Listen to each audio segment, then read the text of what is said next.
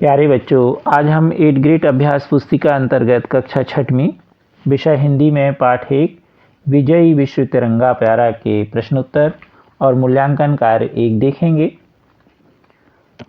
8th grade अभ्यास पुस्तिका के प्रश्न उत्तर भरने से पहले आप अपनी पाठ्य पुस्तक से वह पाठ अवश्य पढ़ लें अच्छे से, जिससे आपको उसके प्रश्न उत्तर समझ में आएंगे। तो आप पाठ 1 विजयी विश्व तिरंगा प्यारा पढ़ लीजिएगा।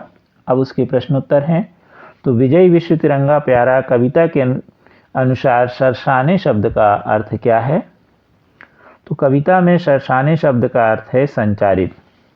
संचारित यानी फैलाना। प्रश्न दूसरा, भारत माता रेखांकित शब्द युग्म में किस विराम चिन्ह का प्रयोग किया गया है? तो भारत माता में बीच में ये आप देख रहे जो लाइन खींची है, इसे हम योजक चिन्ह कहते हैं। प्रश्न अगला, स्वतंत्रता शब्द का प्रयोग कर एक वाक्य बनाइए। तो स्वतंत्रता हमारा जन्म सिद्ध अधिकार है। प्रश्न चौथा, इसकी शान न जाने पाए चाहे जान भले ही जाए, पंक्ति का भाव स्पष्ट कीजिए। तो स्वतंत्रता की शान हम जाने नहीं देंगे, चाहे हमें अपने प्राण देकर के भी इसकी रक्षा करनी पड़े। ध्वजारोहण, आप सबके यहाँ 15 अगस्त स्वतंत्रता दिवस और 26 जनवरी गणतंत्र दिवस पर ध्वजारोहण होता है। तो उसमें आपको क्या क्या चाहिए पड़ता है, वह सामग्री इसमें लिखना है।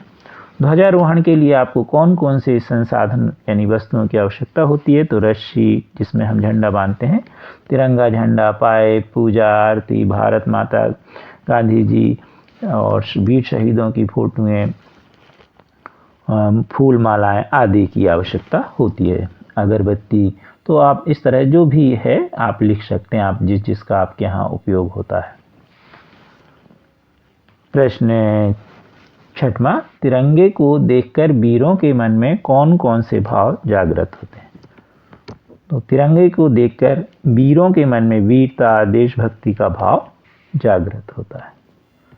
प्रश्न 7वां, विजयी विश्व तिरंगा प्यारा कविता में कवि ने तिरंगे झंडे को ऊंचा रखने के लिए क्या क्या करने की बात कही है? तिरंगा झंडा ऊंचा रखने से मतलब है कि हम अपने देश की शान को कैसे बनाए रखें।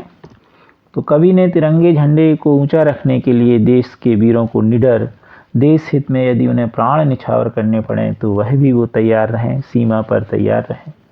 स्वतंत्रता की लड़ाई जो हम जीत कर आए हैं उसको हम सहेज कर रखें, प्रतिज्ञा जो हमने की है कि ये स्वतंत्रता अपनी बनी रहे। अगला आपका है मूल्यांकन कार्य 1। सुधा शब्द का पर्यायवाची लिखना है और उसका आपको एक वाक्य प्रयोग करना है। तो सुधा कहलाता है अमृत। तो समुद्र मंथन में देवी देवताओं ने अमृत पान किया। आप जानते हैं कि जो समुद्र मंथन हुआ तो उसमें अमृत भी निकला और विष भी निकला। तो अमृत देवी देवताओं ने, पान मतलब पीना। प्रश्न 9वां, तिरंगे के विषय में जानने के लिए आप कौन कौन से प्रश्न करना चाहेंगे? कोई 3 प्रश्न बना। तो तिरंगे का रंग कैसा होता है? राष्ट्रीय ध्वज क्या है? तिरंगे के तीनों रंगों का अपने आप में क्या महत्व है? तिरंगे झंडे को फहराने पर कौन सा रंग ऊपर होता है?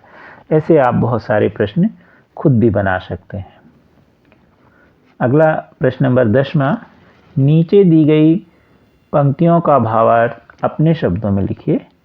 आओ प्यारे वीरों आओ, देश धर्म पर बलि बलि जाओ, एक साथ सब मिलकर गाओ, प्यारा देश हमारा झंडा, प्यारा भारत देश हमारा झंडा ऊंचा रहे हमारा। तो इसमें भावार्थ है। इन जो कवि के द्वारा ये पंक्तियां हैं, इसमें वीर पुरुषों का आह्वान करते हुए कहा गया है कि वीर पुरुष आओ और हमारे देश की रक्षा करो। यदि देश प्रेम के लिए बलिदान होना पड़े तो हंसते हंसते बलिदान हो जाएं और झंडे की यानी देश की शान बरकरार रहे, बनी रहे। आप हमारे चैनल को शेयर सब्सक्राइब अवश्य कीजिए। Thank you.